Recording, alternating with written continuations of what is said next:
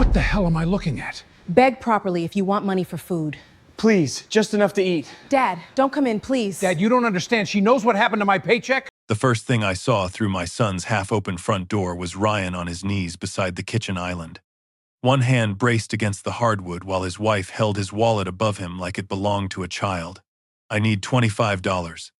Claire," he said quietly. "Lunch for tomorrow and enough gas to get to the office." My hand was already raised to knock, but it stopped inches from the door. Claire slid his debit card back into the wallet and said, "You get this back after you call your father and ask for the $280,000. Ryan looked down at the floor. I had seen my son frightened before during hospital visits, layoffs, even his mother's funeral, but I had never seen him reduced like that. I stepped away from the doorway before either of them could notice my shadow. And then Claire said something that kept me standing there instead of walking in. "The house is going to be yours anyway," she told him. "Your father already started the paperwork. Once that's done, he won't have a reason to say no." Ryan whispered, "Dad never promised you that money." Claire answered, "Then make him understand what happens if he doesn't help us before the end of the month." There was a pause, followed by the sound of a folder closing on the kitchen counter. I heard her mention Northline, the house, and what she called family capital. 2 minutes earlier, I had come to drop off an old Craftsman tool chest that had belonged to Ryan's mother. Now I was standing on my son's porch, realizing that someone inside that house had built a financial plan around property they didn't own and money I had never offered. I walked back to my truck, shut the door gently, and called my attorney before I called anyone else. Maria Chen answered on the fourth ring. She had handled the sale of my industrial supply company, my estate plan, and most of the legal decisions I was smart enough not to make by myself. "Dan," she said, "everything okay?" I looked back at the 2-story brick house I had bought 5 years earlier and said, "Stop the Westerville transfer." There was silence on her end. Maria knew exactly what I meant. We had been preparing documents that might eventually transfer that property to Ryan, though nothing had been signed. "Do you want to tell me why?" she asked. "Not yet," I said. "I just need you to confirm that no deed gets signed, filed, recorded, mailed, or put in front of anybody until I say otherwise." Maria's voice changed from friendly to professional. "Understood." I ended the call and sat there with both hands on the steering wheel. If you've ever learned that silence can reveal more than an argument, stay with me. My name is Daniel Mercer, and this started long before that Sunday. I was 70 years old that spring, 4 years retired and 3 years a widower. My wife, Linda, used to say I could spot a bad vendor from across a conference table, but couldn't recognize trouble in my own family until it sent me an invoice. She was probably right. I spent 36 years building Mercer Industrial Supply, from 2 rented storage units into a regional company with contracts across central Ohio. I sold it when I was 66, not for private jet money, but for enough that I never had to worry about a mortgage again. Ryan was 41, my younger child, and the kind of man who could calculate the labor cost of a hospital ventilation system down to the hour, but somehow forget what was in his checking account. His older sister, Emily, was different. She planned everything. Ryan believed problems became smaller if you waited long enough. I had spent most of his life making sure they did. 5 years earlier, when Ryan and Claire were looking for a better school district for Sophie, I bought the Westerville house through Mercer Family Property LLC. The arrangement was simple. Ryan and Claire could live there without rent, cover utilities, handle routine maintenance, and build some breathing room into their lives. The deed stayed with the LLC, which I owned. I told Ryan more than once that if his marriage remained stable and he became more disciplined financially, I might transfer the property to him when he was around 42. That word might matter to me. Apparently, it mattered less to everybody else. At the time, I believed I was giving my son security without handing him an asset he wasn't ready to manage. Looking back, I can see the contradiction. I wanted him to become independent while keeping one hand underneath him every time he stumbled. A man doesn't learn to balance if somebody is always holding the bicycle seat. Claire had not always worried me. In fact, for years I trusted her judgment more than Ryan's. She was 38, sharp, organized, and unusually good at turning tired rooms into places people wanted to buy. Her business, Northline Staging, began in a converted warehouse space and grew fast enough that she hired designers, warehouse staff, and a part-time bookkeeper. She could walk into an empty house and know which wall needed color, which room needed light, and which ugly piece of furniture needed to disappear before a buyer saw it. At Thanksgiving, she remembered everyone's allergies. At Sophie's school events, she carried extra snacks for children who weren't hers. She was not some cartoon villain who arrived in our family looking for money. That mattered later, because when people changed around me, I kept remembering who they had once been and using that memory as an excuse not to examine who they had become. The first sign I noticed was so small I almost laughed at it. About 3 months before that Sunday, Ryan and I met for breakfast near Polaris. When the check came, he reached into his jacket, patted both pockets, and said, "Claire's got my wallet." I paid without thinking. 2 weeks later, he declined lunch because he was tight until Friday, even though I knew his engineering job paid well. Then at a hardware store, I watched him photograph a pair of work boots and text Claire before buying them. "What are you doing?" I asked. He shrugged. "We're being disciplined." I told myself that made sense. 2 years earlier, Ryan had made the worst financial mistake of his adult life. He invested $62,000 of family savings into a small logistics venture started by an old college friend. He did it without Claire's agreement. The company collapsed within months. Ryan called me before he called his wife. I should have told him to sit down with Claire, admit everything, and face whatever happened next. Instead, I did what I had always done. I wrote him a $40,000 loan and helped him cover most of the hole. Worse, when Ryan panicked about explaining where the money had come from, I let him hide behind a story about a work bonus and an investment adjustment. I never directly lied to Claire's face, but that is the kind of distinction a guilty man makes when he wants to sleep at night. Claire eventually uncovered the truth. I did not know all the details of what happened between them afterward, only that Ryan handed her control over the household finances because he said he needed accountability. When I saw him asking permission to buy boots, I told myself that was part of repairing trust. Linda would have challenged that explanation in 5 seconds. Without her, I became very good at accepting whatever version of family peace required the fewest questions. A few weeks before I found Ryan kneeling, Claire called me while I was pruning a maple tree behind my house. Her tone was casual. She asked whether Maria was still working on Ryan's house papers. I corrected her. "My property papers," I said.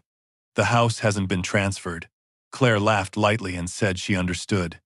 Then, she asked whether transferring property between family members took months or weeks. I asked why she wanted to know.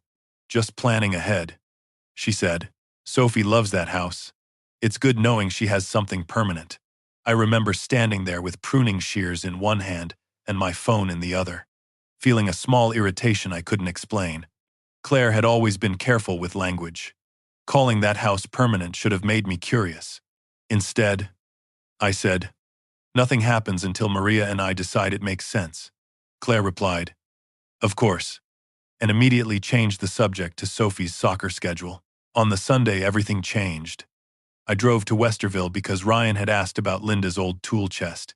It was scratched, heavy, and full of wrenches she used when we were young enough to think fixing our own appliances was a good Saturday. I had texted Ryan the day before saying I might bring it over sometime that week, but I never gave him a time. His SUV and Claire's crossover were both in the driveway. I carried the small removable tray from the tool chest first, planning to see if Ryan was home before wrestling the rest out of my truck. That was when I heard his voice through the doorway. After my call to Maria, I could have driven away. Part of me wanted to. Instead, I sat in the truck for 5 minutes, put my phone in my pocket, walked back to the porch, and rang the bell as though I had heard nothing. Ryan opened the door. His face had color in it again, but his eyes were wrong. "Dad, you didn't say you were coming." I lifted the metal tray. That's generally what unannounced means. Normally, he would have smiled. He didn't. Claire appeared behind him wearing jeans and a cream sweater. composed enough that I almost questioned what I had heard. "Dan," she said warmly. "Come in.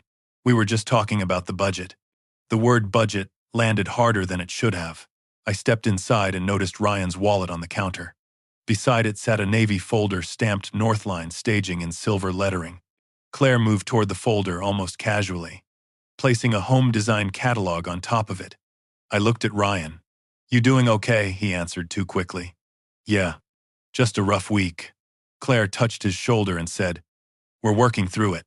Ryan stared at the wallet instead of at her. I set the tray down and spent 15 minutes pretending the afternoon was normal. We talked about Sophie's soccer team, a clogged gutter, and whether Ryan still wanted the full tool chest. Claire poured coffee. Ryan barely touched his. Every few minutes, his eyes moved toward me as if he wanted to say something, and then remembered he was not allowed. I did not rescue him. That was harder than I expected. My instincts were screaming at me to confront Claire, hand Ryan cash, and demand an explanation. But 70 years teaches you that anger is expensive. Once you spend it, you cannot always buy your position back. I wanted to know whether I had witnessed one ugly argument or something larger. When Claire's phone rang, she looked at the screen and said, "I need to take this. It's a client." She walked through the sliding door onto the back patio. Ryan immediately stood. But before he spoke, Sophie came down the stairs calling for him. Ryan went upstairs with his daughter, leaving me alone beside the kitchen island. I had no intention of searching drawers or opening private files. I didn't need to. When Claire had covered the Northline folder with the catalog, one corner of the top page remained exposed. I saw my own last name. I shifted the catalog just enough to read the heading beneath it: Personal Financial Statement, Business Support Schedule. The property section listed the Westerville address with an estimated value of $545,000. The language beside it was carefully vague: expected family transfer, residential asset availability pending documentation. Then I saw another line: expected family capital $280. Ling ling ling. My mouth went dry. Nobody had asked me for that amount. Nobody had permission to describe my house as available for somebody else's financing. Through the glass door, Claire was pacing on the patio with her back turned. I took out my phone and photographed the page. I put the catalog exactly where it had been. When Ryan came downstairs, I told him I would bring the rest of the tool chest another day. Claire returned inside before I reached the door. "Leaving already?" she asked. "Got some things to handle," I said. She studied my face for half a second too long, then smiled. "We should all have dinner soon. There are some family plans we need to discuss." "Family plans?" I asked. Claire glanced at Ryan. "Nothing dramatic. Just the future." Ryan's shoulders tightened. I nodded as if those words meant nothing and walked outside. I did not give Ryan $25. I did not tell him I had heard him begging. I did not tell Claire I had stopped the house transfer. For the first time in years, I resisted the urge to fix the problem before I understood it. I drove 3 blocks, pulled into a pharmacy parking lot, and opened the photograph on my phone. The date in the upper right corner was what changed everything. The document had not been created that morning or even that week. It was dated 6 weeks earlier. I enlarged the image until the numbers filled my screen, then checked them twice. 6 weeks. That meant Claire had listed my property and $280,000 in expected family money long before the argument I had overheard. Ryan kneeling in that kitchen was not the beginning of a desperate conversation. It was pressure being applied to a plan already in motion. I called Maria again and told her about the document. She did not speculate. She simply said, "Send me the photo, Den, and don't promise anyone anything." I looked through my windshield at people walking in and out of the pharmacy, living ordinary Sunday afternoons. Then I sent her the image. For the first time, I understood that the question was no longer why Claire had made my son beg for lunch money. The real question was how long she had been counting on mine. I called Ryan at 7 the next morning and told him to meet me for breakfast before work. I chose a diner near his office because it was public, quiet at that hour, and far enough from his house that Claire was unlikely to appear by accident. Ryan arrived 10 minutes late wearing the same tired expression I had seen the day before. He slid into the booth and reached for the coffee before taking off his coat. "Dad," If this is about yesterday, I put my hand flat on the table. It is. His eyes dropped. I did not ask why he had been on his knees. I told him exactly what I had heard. $25. His debit card. The $280,000. The house. The deadline. Ryan stared through the window at traffic rolling past. Finally, he said, "It wasn't what it looked like." I had heard that sentence from employees, suppliers, and my own reflection enough times to know what usually followed. "Then tell me what it was," I said. Ryan rubbed both hands over his face. He said Claire managed the money because he had proven he could not be trusted with it. He reminded me of the investment loss 2 years earlier, as though I could have forgotten the night he called me, shaking because $62,000 of joint savings had disappeared. "She needs control to feel safe," he said. I agreed to it. I asked whether agreeing to a budget meant asking permission for lunch. Ryan's jaw tightened. "You don't understand what I did to her." I told him I understood better than he thought. Then I asked whether Claire had ever hit him, threatened Sophie, or physically prevented him from leaving. He said no. "So why were you kneeling?" I asked. Ryan did not answer for nearly a minute. Finally, he whispered, "Because sometimes if I just do what she asks, the conversation ends faster." That answer bothered me more than shouting would have. I leaned back and let the waitress refill our cups before saying anything else. "Ryan, I'm not here to tell you whether to stay married. I'm not here to rescue you. But I am asking one question you need to answer honestly. Did you know Claire was putting my house and $280,000 into financial paperwork?" His head snapped up. "What paperwork?" I showed him the photograph from my phone. Ryan read it twice, then enlarged the image just as I had. I watched confusion replace embarrassment. "I've never seen this," he said. "She told me Northline was having a cash flow squeeze. But she said the business was fundamentally fine." I asked what she wanted the money for. He shook his head. "She just said a family investment would stabilize things." That was the first moment I realized Ryan might be weak, ashamed, and evasive, but he was not necessarily part of Claire's plan. Before we could go further, Claire called him. Her name lit up on the screen between us. Ryan looked at me, then answered. I could hear enough of her voice to know she was asking where he was. He said, "Breakfast with Dad." There was a pause.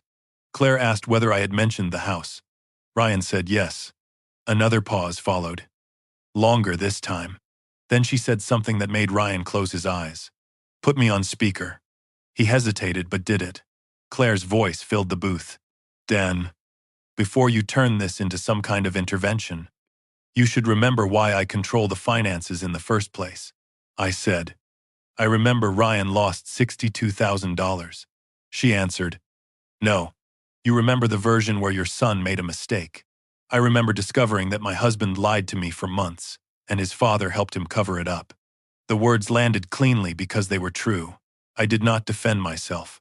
Claire continued before I could respond. She reminded me that Ryan had invested money they had saved for emergencies and Sophie's future without discussing it with her. She reminded me that when the investment collapsed, I stepped in with $40,000 and let Ryan pretend the missing money had been repaired by a work bonus and an investment correction. "You taught him that consequences are temporary if Dad writes a check," she said. "Then you act shocked because I created rules." Ryan stared at the table. I felt the old reflex to explain that I had been protecting my son. But I knew how hollow that sounded. "You're right about one thing," I said. "I helped him hide what he did. And that was wrong." Claire went quiet. I could tell she had expected resistance. "But being right about that does not make every choice you made afterward right," I added. "Especially not using my property in your business plan." Claire appeared at the diner 20 minutes later. She must have driven straight from home.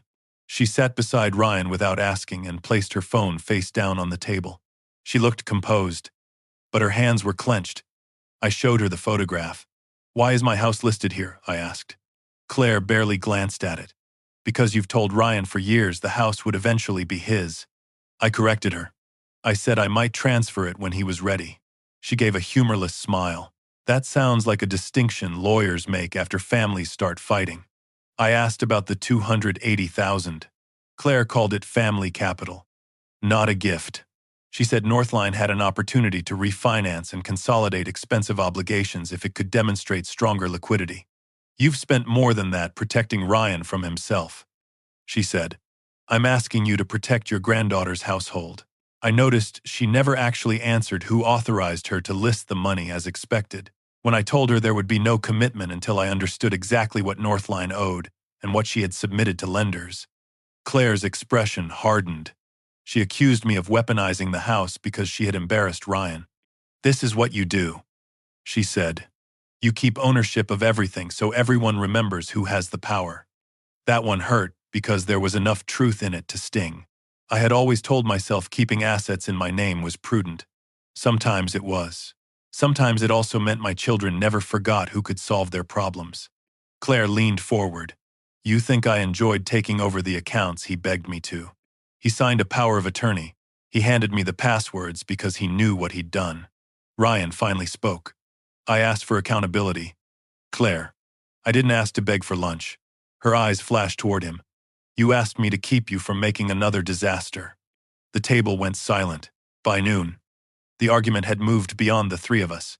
Emily called while I was sitting in Maria's office downtown. My daughter did not bother with small talk. Did you threaten to take Ryan's house? She asked. I closed my eyes. It isn't Ryan's house. Emily sighed sharply. There. That sentence. That's exactly why Claire is furious. I asked what Claire had told her. According to Emily, Claire said I had overheard a marital argument and retaliated by freezing the house transfer, effectively threatening Sophie's stability. Emily had carried resentment about my treatment of Ryan for years. She had paid her own mortgage, handled her own mistakes, and watched her younger brother receive rescue after rescue. You can't spend 20 years bailing him out and then suddenly act like everybody else is greedy for expecting you to do it again, she said. I told her she was not entirely wrong. That surprised her enough to stop talking. Maria waited until I ended the call before opening the property file. She spoke carefully because that was one of the things I paid her for. The Westerville house belonged to Mercer Family Property, LLC. I was the sole member of the LLC. Ryan and Claire had a written occupancy agreement, allowing them to live there without rent while covering utilities and ordinary upkeep. No deed transferring ownership had been signed. No deed had been recorded. No enforceable sale contract existed. The drafts Maria had prepared were exactly that, drafts. Can I stop the transfer? I asked. Yes, she said. Because there is no completed transfer to stop. Then she added something more important. But do not confuse ownership with leverage. Don't threaten eviction to influence their marriage. Don't change locks. Don't shut off utilities. And don't make legal claims you can't support. If Claire is telling people you're using the house to punish her, give her as little evidence for that narrative as possible. Maria also addressed Ryan's financial arrangement with Claire. If Ryan had voluntarily executed a durable financial power of attorney, he could generally revoke it while competent. But Maria refused to advise him directly because she represented me, not him. He needs his own lawyer if he wants to change that arrangement, she said. I respected the boundary. That afternoon, I called Ryan and told him one thing only: if he wanted to understand what he had signed, he should hire independent counsel. I would pay for an initial consultation if necessary, but I would not choose the lawyer, direct the advice, or make the decision. Dad, he said, sounding exhausted, I don't want this to become a divorce. I told him neither did I. But wanting a marriage to survive and pretending everything inside it is acceptable are not the same thing. For once, I did not offer him a solution. I told him to gather facts. 2 days later, Ryan called from his car after work. His voice was low. He said he had met with an attorney and learned that the power of attorney was not the only reason Claire had access. Most of their major accounts were joint, and she also handled household bookkeeping through shared credentials Ryan had given her willingly. I never looked at statements anymore, he admitted. She'd show me a monthly summary and tell me what was left.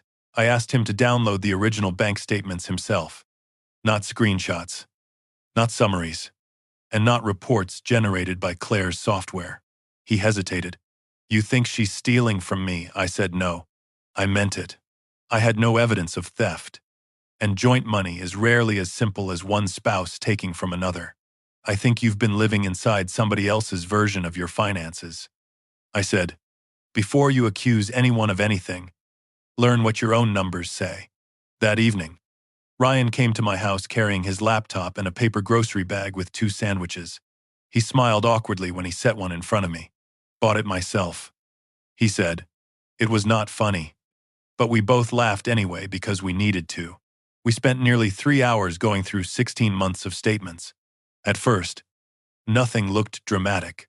Mortgage insurance on another small loan, utilities, school expenses, groceries, insurance, restaurant charges. Then I noticed a recurring destination Northline Reserve. The amounts varied. $2,800 one month, $4,600 another, $5,900 after that.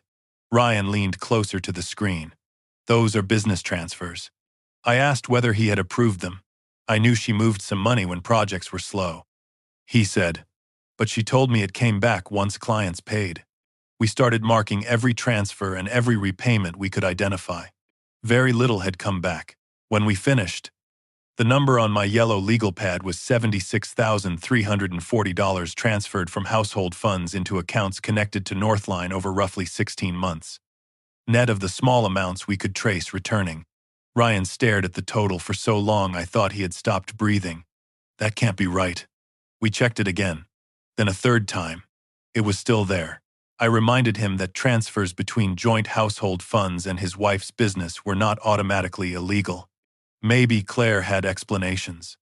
Maybe some were reimbursements, loans, or expenses both of them had discussed and Ryan had forgotten. Facts mattered more than anger. Ryan nodded, but his face had gone pale. She told me the company supported itself.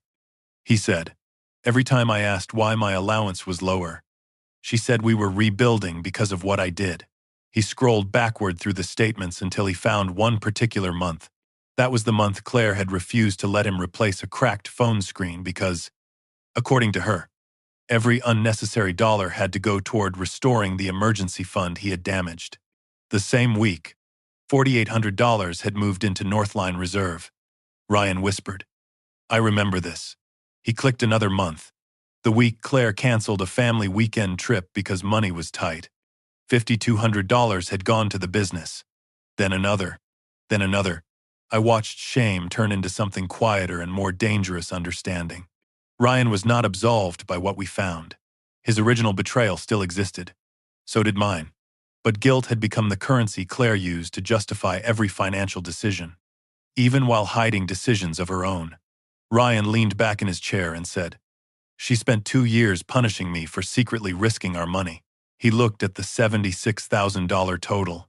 Dad, she's been doing the same thing. Ryan confronted Claire the next evening after Sophie had gone upstairs. And I was not there to watch it.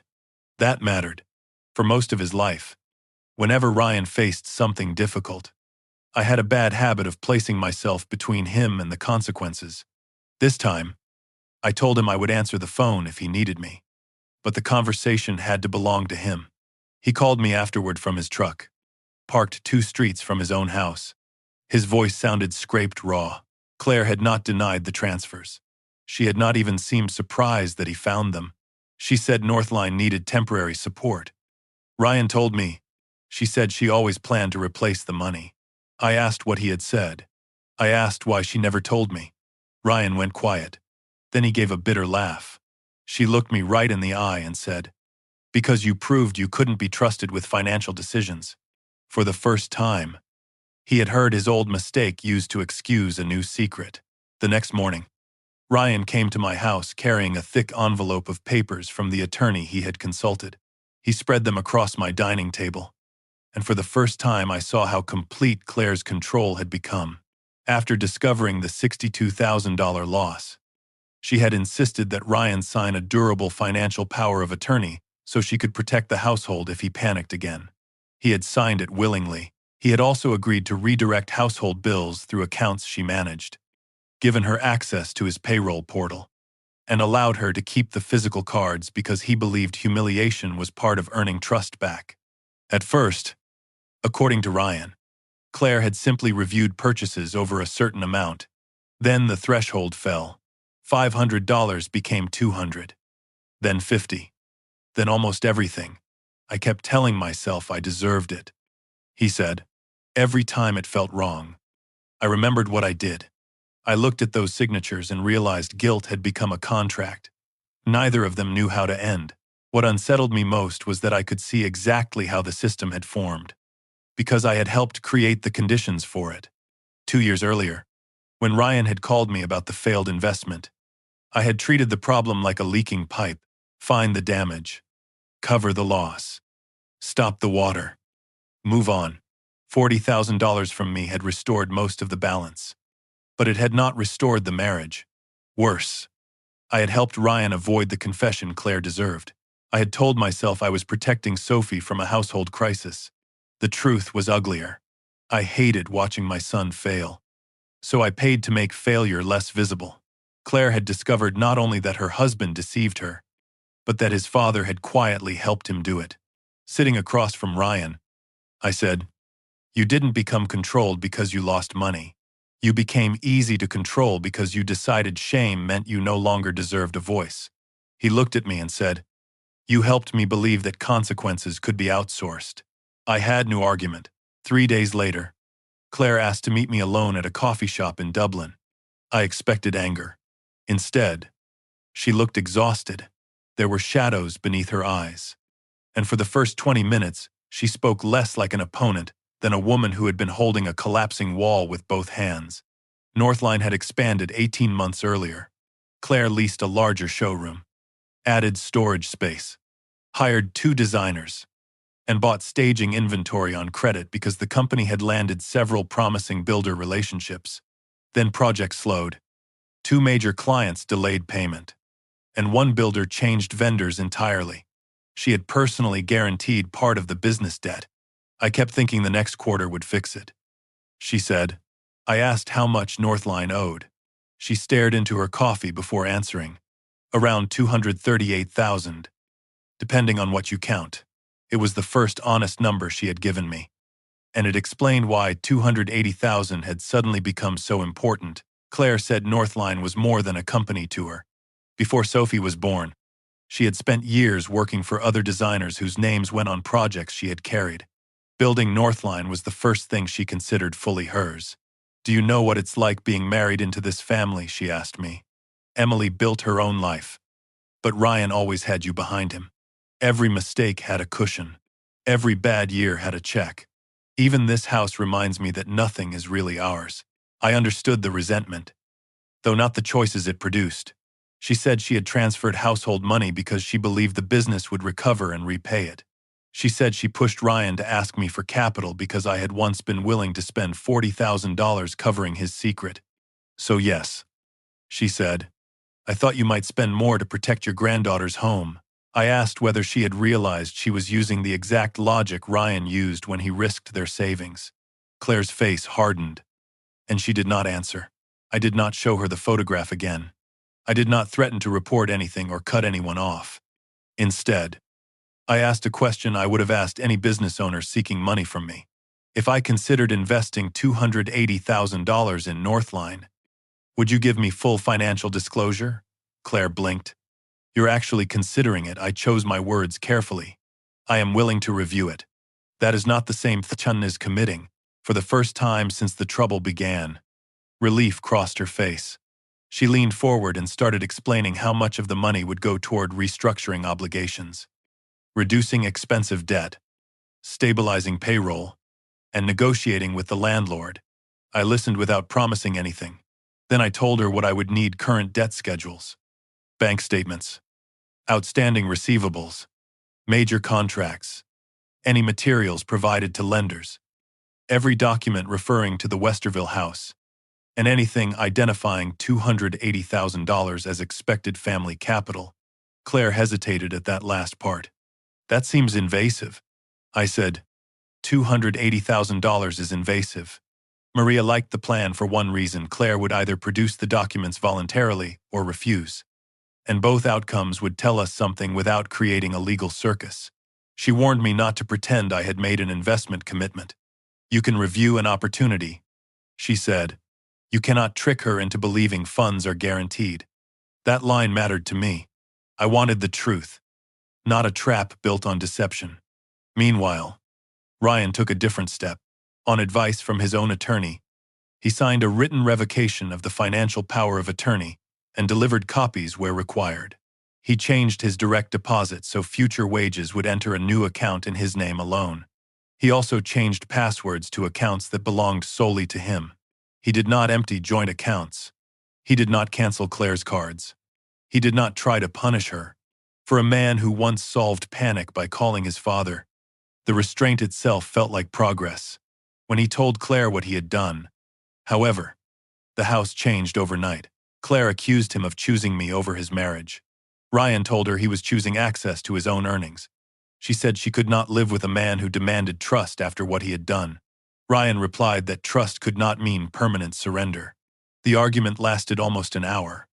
But this time he never knelt, never apologized for wanting grocery money, and never called me to intervene. The next afternoon, he learned that $31,000 remaining in one of their joint savings accounts had been transferred to another account under Claire's control. His first instinct was to call the police. His second was to call me. I sent him to his lawyer instead. Maria had already explained that money in a joint account can create complicated rights between spouses, and I refused to turn a marital property dispute into a dramatic accusation we could not support. Document it, I told Ryan.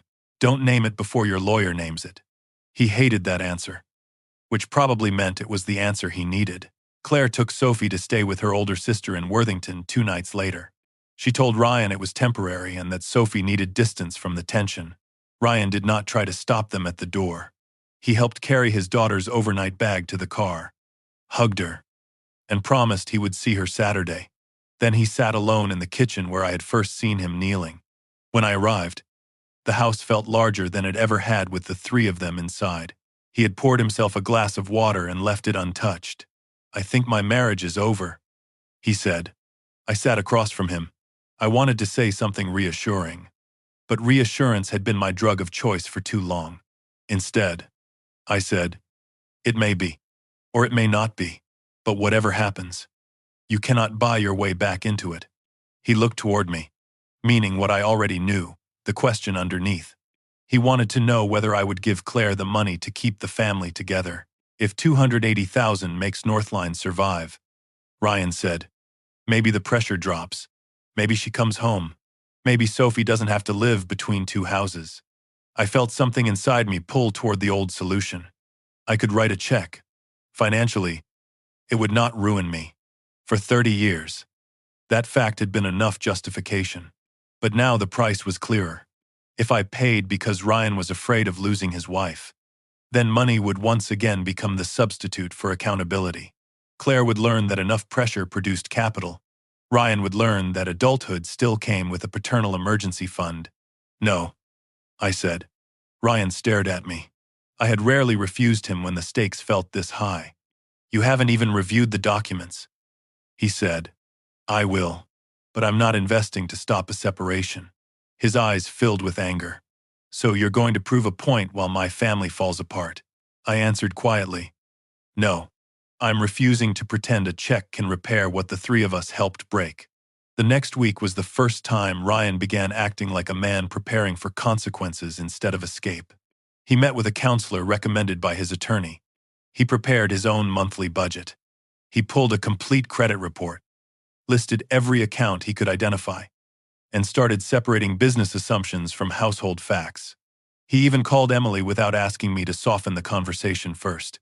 My daughter later told me Ryan had apologized for years of letting her carry more family responsibility while he received more help. None of this fixed his marriage, but it changed the way he stood inside his own life. Claire, meanwhile, delivered the first Northline documents to my attorney's office. The package included debt statements, receivable reports, leases, and cash flow projections. It confirmed that the company was in serious trouble, but not necessarily hopeless. More importantly, one lender presentation described the Westerville property as an anticipated residential asset that would strengthen family net worth upon transfer. The transfer was being treated less like a possibility and more like a scheduled event. Maria called me after reviewing the package. "There's another issue," she said. Several schedules referred to family capital, as though the source had already been identified, even though no document carried my signature. That did not automatically mean fraud. Projections often contain assumptions, but the language was aggressive enough that any lender relying on it would eventually need verification. Maria advised me not to contact anyone yet. "Let Claire complete disclosure," she said. "If you later need to confirm ownership or deny a commitment, you do it accurately and narrowly." I agreed. That same evening, Ryan showed me messages Claire had sent months earlier. In one, she told him, "Once your dad finishes the house transfer, we'll have options." At the time, Ryan thought she meant refinancing personal debt. In another, she wrote, "We need him to stop treating the property like a leash." The words meant something different now. Claire had been planning around the house before I ever heard her demanding $280,000. Then the situation escalated from financial tension to legal positioning. A courier delivered a letter to Maria's office from an attorney representing Claire regarding her separation from Ryan. Maria called me in rather than summarizing it over the phone. The letter did not claim Claire owned the house outright. It was more careful than that. It argued that Ryan and Claire had relied for years on repeated representations that the Westerville property would ultimately be transferred to Ryan, that they had treated the home as their permanent family residence, and that any abrupt reversal could affect negotiations surrounding housing and financial support. Maria tapped one paragraph with her pen. "This is pressure," she said, "not ownership. But she's laying groundwork to argue reliance." I felt my anger rise, then forced it back down. Claire was no longer merely asking Ryan to persuade me. Her lawyer was placing my future gift into the shadow of their divorce. I drove home with a copy of the letter on the passenger seat, and Maria's warning in my head, "Do not retaliate. Do not threaten.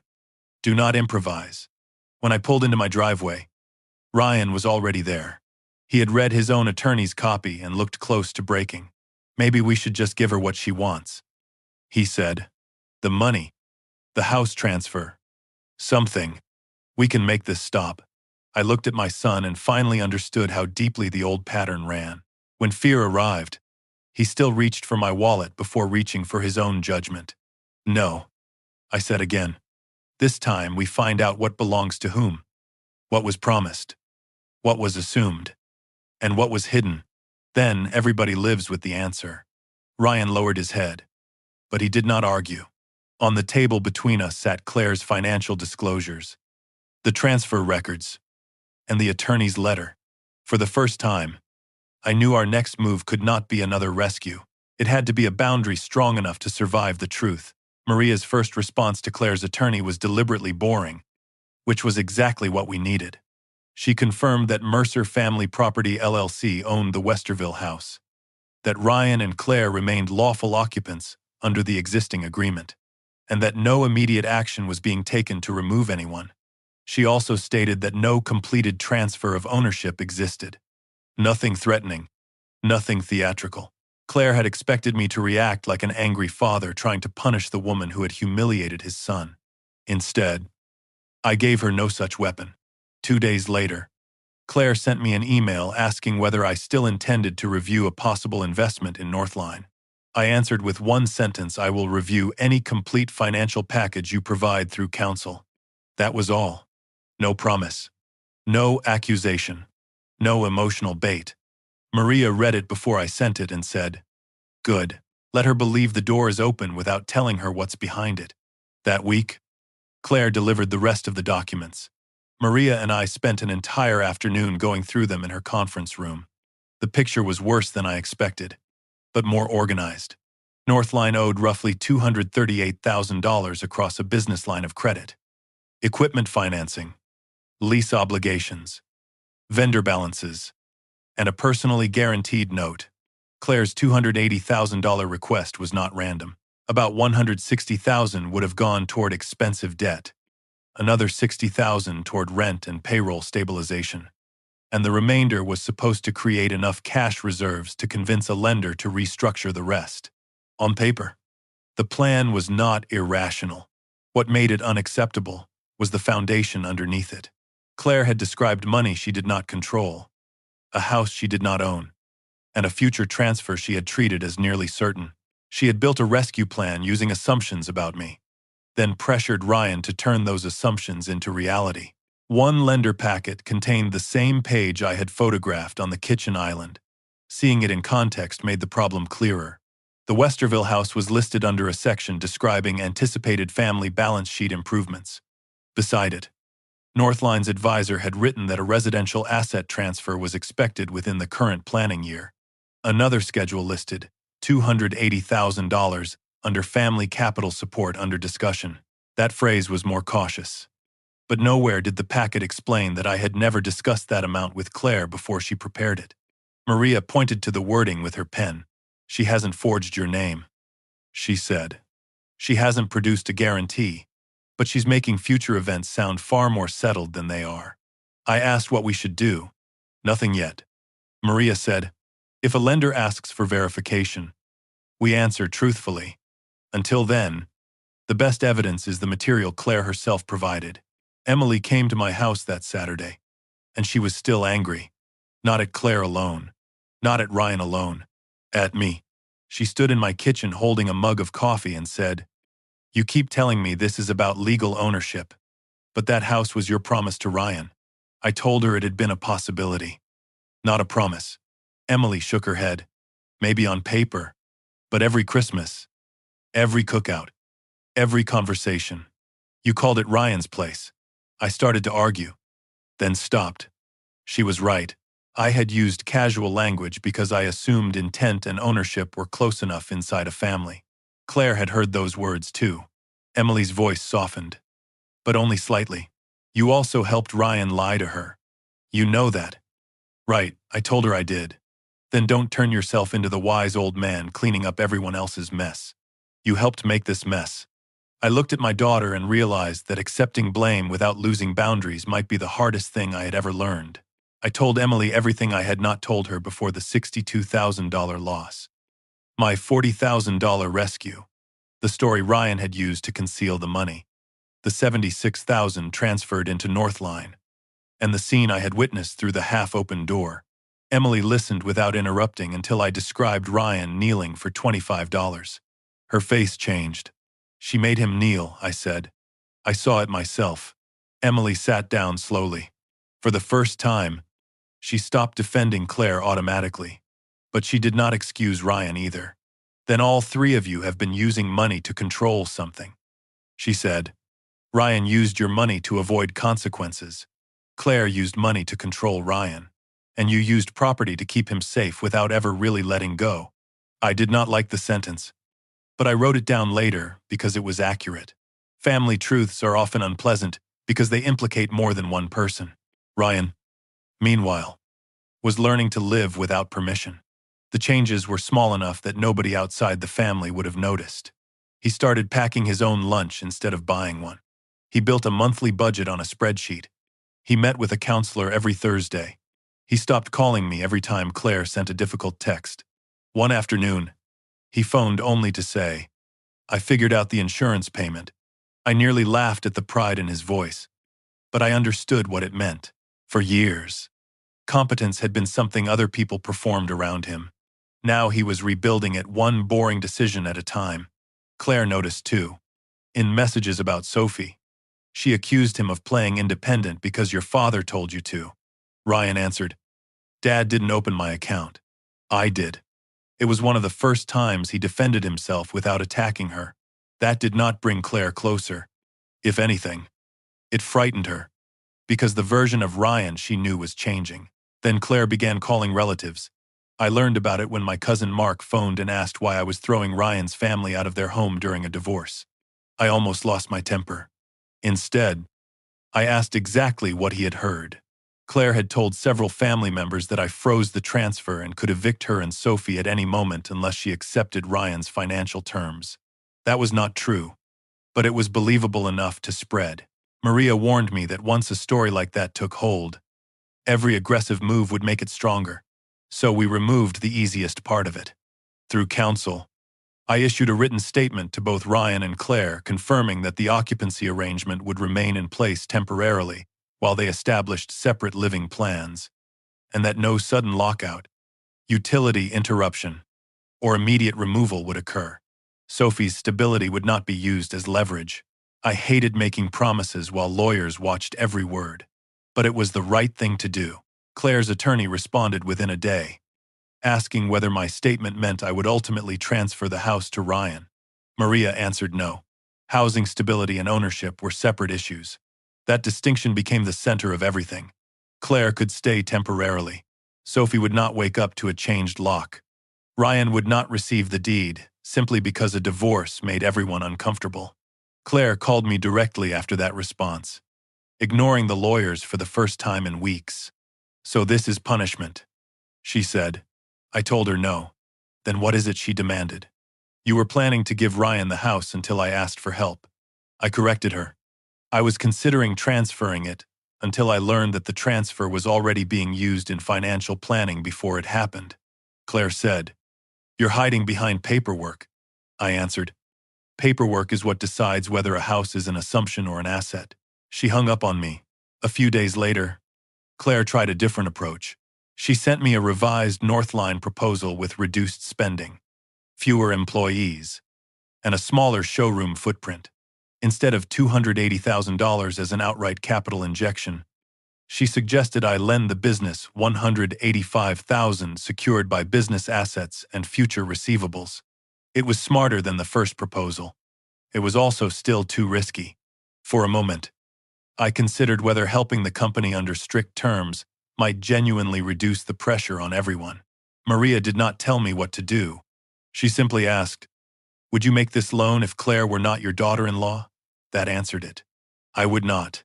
The company's cash flow was too unstable, the collateral too thin, and the personal relationships too compromised. Still, I did not reject the proposal immediately. We were approaching a formal settlement meeting, and Maria believed Claire needed to arrive, believing there was still something to negotiate. That is where the trap came in. Though I did not think of it as a trap then. I thought of it as removing excuses. Maria proposed that all relevant issues be discussed at one table: occupancy of the Westerville house, the status of any future transfer, the Northline funding request, and the competing descriptions of family assets. Ryan would attend with his own attorney. Claire would bring hers. Maria would represent me and the LLC. No shouting in kitchens. No relatives carrying stories between houses. No private promises nobody could prove later. Claire agreed quickly. She believed the meeting meant I was finally ready to negotiate money. Her attorney asked in writing whether I had authority and willingness to discuss capital support. Maria replied that I had authority to discuss my own assets and had not made any commitment. Every word was chosen so carefully that it almost felt mechanical. In reality, the calmness was what gave us leverage. Claire did not stop pushing. 3 days before the meeting, she emailed Ryan a proposed separation worksheet that listed the Westerville home under anticipated housing asset and estimated Ryan's future interest at more than $500,000. His attorney immediately objected. Ryan called me angry and said, "She's still treating the house like it belongs to me." I told him to lower his voice. "Does it?" He paused. "No," I said. "Then let your lawyer say that." "Not you." Ryan wanted to confront Claire personally, but for once he followed advice. His attorney responded that Ryan claimed no present ownership interest in the property and would not represent otherwise. Claire reacted by accusing him of deliberately impoverishing the marital estate to help me. That accusation rattled him. He called me again and asked whether stopping the transfer made him look dishonest.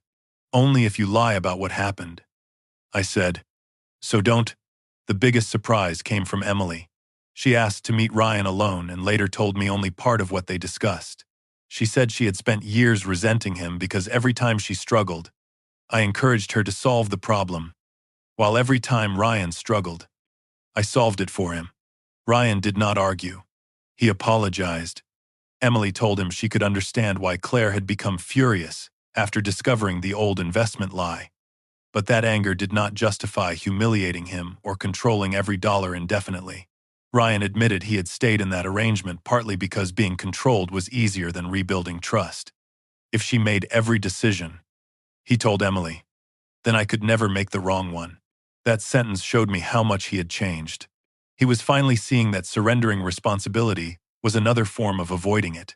Emily did not forgive everyone that afternoon, but she stopped treating the conflict as a simple story with one victim and one villain. The evening before the settlement meeting, Maria came to my house with a document box. We laid everything across my dining table where Linda and I had once spread college applications for the kids. There was the current deed showing Mercer Family Property LLC as owner. There was the occupancy agreement Ryan and Claire had signed 5 years earlier. There were Maria's unsigned draft transfer documents, with no deed ever executed. There were the bank statements, showing more than $76,000 moving into Northline. There was the business package Claire had voluntarily produced, including the page I photographed through the half-open kitchen door. There were the emails describing the house transfer as expected and the capital support as part of Northline's plan. None of it was secret. None of it had appeared by magic. Every piece had been sitting somewhere in plain sight, while the family told itself competing versions of reality. Maria asked me one final question. What do you actually want tomorrow? I looked at the papers and realized revenge would have been easy to describe. I could refuse every dollar, end the transfer, demand a move-out schedule, and walk away satisfied that Claire had lost. But that was not enough. I want the house described accurately, I said. I want my money described accurately. I want Ryan to stop expecting me to rescue him. And I want Claire to stop treating assumptions as assets. Maria nodded. Then don't make tomorrow about humiliating her. I thought about Ryan on his knees, asking for $25 while Claire held his wallet. I'm not planning to. I closed the folder containing the deed and placed it on top of the stack. By morning, Claire would arrive expecting to negotiate how much of my money would save Northline. What she did not yet understand was that the meeting would begin with a much more basic question: what, exactly, had ever belonged to her in the first place? Claire arrived at Maria's office 10 minutes early, wearing a navy blazer and carrying the same leather portfolio she used for Northline client meetings. Ryan came separately with his attorney, David Price, and took the chair farthest from her. I sat beside Maria with 4 folders arranged in front of us. Nobody raised a voice. Nobody needed to. Claire's lawyer opened by saying everyone wanted to minimize disruption for Sophie and reach a practical financial resolution. I agreed. Then, before Maria presented a single document, I said something Claire clearly did not expect. I helped Ryan lie to you 2 years ago. Her eyes moved toward me. He lost $62,000 without your consent. I gave him $40,000 to hide most of the damage, and I let him tell you a story that wasn't true. That was wrong. Ryan stared at the table. Claire's lawyer stopped writing. I continued. You had every right to be angry. I'm not here to erase that. Claire's expression softened for barely a second before she said, Then you understand why I had to take control. I shook my head. I understand why you needed boundaries. I understand why you needed transparency. I understand why you stopped trusting him. What I do not accept is that one betrayal gave you permanent authority over another adult. Ryan looked up then. Claire turned toward him. He agreed to everything. Ryan answered quietly. I agreed because I thought punishment was the same thing as accountability. His voice did not shake. I gave you access. I signed the power of attorney. I let you hold the cards. I also let you decide when I could buy lunch, because I was ashamed to tell you it had gone too far. Claire's jaw tightened. You're rewriting history. Ryan shook his head. No. I'm finally including the parts I was too embarrassed to say out loud. I watched him speak without looking at me once for rescue. Maria opened the first folder. She placed a certified copy of the current deed on the table and slid it toward Claire's attorney. The Westerville property is owned by Mercer Family Property LLC, she said. Daniel Mercer is the sole member. The second document was the occupancy agreement Ryan and Claire had signed 5 years earlier. It gave them the right to live there rent-free under specified conditions. But it conveyed no ownership interest. Then Maria placed the unsigned draft transfer papers beside it. Claire leaned toward her lawyer. Dan told us the house would be Ryan's. I answered before Maria could. I said I was considering transferring it when Ryan was older and more stable. I also used sloppy language around the family and sometimes called it his place. Emily reminded me of that. I own that mistake. But no deed was signed. Claire said, "You stopped it because you saw us arguing." I replied, "I stopped it because I heard my property being used as part of a financing plan I had never approved." Her attorney examined the documents carefully, then asked whether I intended to complete the transfer now. "No," I said. Claire leaned back as if the word had physically hit her. "So there it is." She looked at Ryan. "Your father gets angry and takes your future away." I did not answer immediately. I let the room settle. There was no future ownership to take away. I said, there was an intended gift I had not completed. And once I learned that anticipated gift was being described to lenders as though it were practically settled, completing it would have been irresponsible. Claire's lawyer asked whether the decision was connected to the marital separation. Maria answered that it was connected to the financial representations surrounding the property. I added, "Sophie will not be thrown out. The occupancy agreement remains in place during a reasonable transition. Housing and ownership are different issues." Claire stared at me. She had spent weeks treating those two things as inseparable. They were not. Maria opened the third folder. Inside were 16 months of bank statements. She did not accuse Claire of stealing. Neither did I. Maria simply summarized the transfers from household funds into Northline-related accounts. Net of identifiable repayments more than $76,000. Ryan's lawyer had already reviewed the records. Ryan turned to Claire. "I want you to answer one thing, without mentioning what I did 2 years ago. Did you tell me $76,000 of our household money had gone into Northline?" Claire looked at him for several seconds. "Not in that form." Ryan gave a small, exhausted nod. "That means no." She immediately defended herself. "The business was supposed to repay it. The transfers happened during temporary cash shortages. The money protected her income, which supported the family." Everything she said could be partly true. Ryan listened and then said, "That was almost exactly how I justified risking the $62,000. I thought I could put it back before you ever knew." Claire's face changed at that. For the first time, she did not have a quick answer. Ryan continued, still calm. "What I did was wrong. I don't need you to say otherwise. But you spent 2 years telling me secrecy became unforgivable the moment it involved family money. Then you built your own exception." Claire looked down at the statements. Her lawyer whispered something to her, but she shook her head. "I was trying to save my company," she said. Ryan answered, "And I was trying to make an investment succeed. Motive didn't make my lie honest. The silence that followed was not victory. It was recognition." I could see Claire remembering every time she had brought up Ryan's betrayal while moving money he did not know about. I could also see Ryan understanding that exposing her hypocrisy did not erase his original act. Nobody in that room got to walk away clean. That was exactly why the facts mattered more than blame. The fourth folder contained Northline's own materials.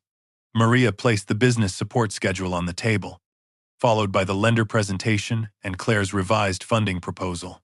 I recognized the page immediately, the one I had photographed through the half-open kitchen door.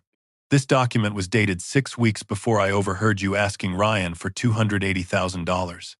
I said, "That means the amount existed in your plan before I knew there was a request." Claire said she had been modeling possible sources of capital. Maria nodded. "That is allowed. The issue is how those possibilities were described." She pointed to the Westerville property, characterized as an anticipated family asset, and the family capital line presented as support under discussion. Claire's attorney read the language twice. I said, "I had never discussed $280,000 with Claire when this was prepared. I had never authorized my house to support Northline's financing. Those facts need to be clear." Claire's lawyer asked the question everyone had been moving toward. "Mr. Mercer, are you willing to provide any capital to Northline?" I looked directly at Claire. She had built a company from almost nothing. I respected that. I also knew exactly what it would cost me to rescue it. The answer was not merely money. "No," I said. "I will not invest $280,000. I will not lend $185,000. I will not pledge the Westerville property. Guarantee Northline debt. or confirm that Ryan has an ownership interest he does not have. Claire inhaled slowly and held it. I continued. If a lender asks who owns the property or whether I committed capital, Maria will answer accurately. Nothing more. Claire's voice went cold. You know what that does to my refinancing. I nodded. It removes assets and support that were never yours to count on. She looked at me with more disappointment than anger. You could save it, I answered. Maybe. That does not mean I should. For several minutes, nobody spoke except the lawyers. They moved into practical matters, temporary occupancy, household expenses. The $31,000 Claire had moved from the joint savings account. And the separation process. Ryan's lawyer made clear that the $31,000 would be documented and addressed in the marital property accounting rather than turned into some dramatic accusation. Claire's attorney accepted that framework. The house would remain available temporarily, while Sophie's parents established separate residences and schedules. No lockouts. No sudden eviction. No deed transfer. The arrangement gave Claire time but not ownership. It gave Ryan stability but not a gift. Most importantly, it removed me from the role of deciding their marriage by checkbook. That part was harder than it sounded. Every time negotiations became uncomfortable, I could feel my old instinct whispering that one payment could make the room quieter. I let the discomfort remain. Silence. I was learning. Was sometimes where adults finally met their own responsibilities. Northline did not collapse the next morning. Real life is rarely that convenient. Over the next 4 months, Claire shut down the large showroom, negotiated an early exit from part of her lease, sold staging inventory she could no longer afford to carry, and let 2 employees go. She worked with her lender on a smaller restructuring based on the company's actual assets, receivables, and her own guarantees. The business survived, but not in the form she had fought so hard to preserve. She returned to running a leaner design operation from a modest warehouse and home office. The Northline name remained on her invoices, which I knew mattered to her. She lost status, expansion, and control, but not everything. That felt more appropriate than destruction. The consequence was not that I crushed her business. It was that I stopped allowing my money and property to disguise how fragile it already was. Ryan and Claire did not reconcile. By early fall, their separation had become a divorce proceeding, handled mostly through counsel and mediation. I stayed out of decisions about custody except when Sophie needed me. Ryan rented a 2-bedroom apartment less than 10 minutes from her school. The first place he toured had nicer countertops but cost too much. 6 months earlier, he would have called me and asked whether I could cover the difference. This time he chose the cheaper apartment and bought a used dining table from a family moving to Cincinnati. When I offered my truck, he said yes. When I offered to pay for new furniture, he said no. The table works, he told me. Sophie already drew on it, so now it's ours. That simple sentence gave me more pride than handing him a deed ever would have. He was building a life whose imperfections belonged to him. Emily took longer to forgive me. She had decades of evidence that I treated Ryan's mistakes differently from hers. One evening, she came over and asked whether I planned to cut Ryan out of my estate now that I had finally discovered boundaries. I told her no. Punishment isn't a plan either. With Maria's help, I revised my estate documents so Ryan and Emily would be treated more evenly, and certain major assets would be administered independently rather than dropped into anyone's hands with emotional conditions attached. I did not create a trust designed to control my children from the grave. I created a structure meant to stop me from using future money as another rescue. Emily read the summary and said, "You know I never wanted his half." I told her, "I know. You wanted me to notice you didn't need saving." She looked away for a moment, then squeezed my shoulder. It was not complete forgiveness. It was a beginning. Claire and I spoke rarely after that. Our conversations concerned Sophie's birthdays, school events, and schedules. The first time we were alone together was at a soccer game nearly 6 months after the meeting. She stood beside me near the fence while Sophie chased the ball downfield. Claire looked tired but steadier. "Northline is smaller," she said, "but profitable again." I told her I was glad. She studied me, perhaps waiting for sarcasm. There was none. Then she said, I still think you should have been more honest about the house. I nodded. I should have.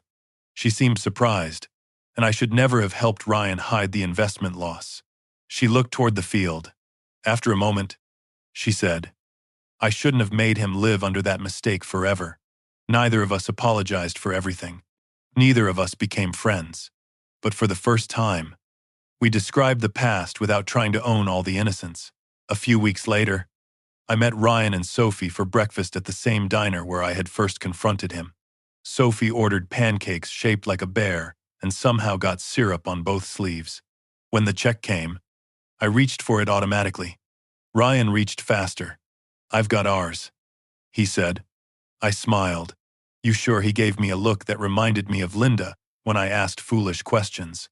Dad, it's $34.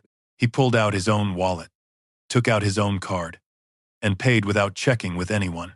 It should have been nothing. A grown man paying for breakfast is not a miracle. But I remembered him on his knees, asking for $25, while someone else held his wallet. And I understood why my chest tightened. The difference was not the money. The difference was that no one at that table needed money to decide who had authority over whom. When I look back now, I do not tell myself I saved my son. That would be the old version of the story. The one where I am the capable father who arrives with resources and puts everything back in order. I did not save Ryan's marriage. I did not save Northline. I did not preserve the illusion that our family could remain exactly as it had been before that Sunday afternoon. Sophie ended up with 2 homes. Ryan had to admit how much of his adulthood he had outsourced. Claire had to rebuild a business she nearly lost by refusing to admit it was failing. Emily had to tell me truths she should not have needed 45 years to say. And I had to learn something. 70 years of working had never taught me helping someone and preventing them from facing consequences can look identical right up until the bill arrives. The day I stood outside Ryan's door, I thought the worst thing I had witnessed was my son begging his wife for $25 to eat. It was humiliating. And it was wrong. But it was only the visible part of a larger problem. All 3 of us had been using money to accomplish things money could not do. Ryan used it to escape failure. Claire used it to create certainty and control. I used it to protect people from pain because their pain made me uncomfortable. The call I made to Maria did not destroy Claire or make me the winner. It simply stopped one more transfer, one more rescue, one more lie dressed up as family support. Sometimes the most important thing a father can give his grown son is not a house, a loan, or another safety net. Sometimes it is the dignity of letting him stand on his own feet and refusing ever again to pay for the privilege of keeping him on his knees.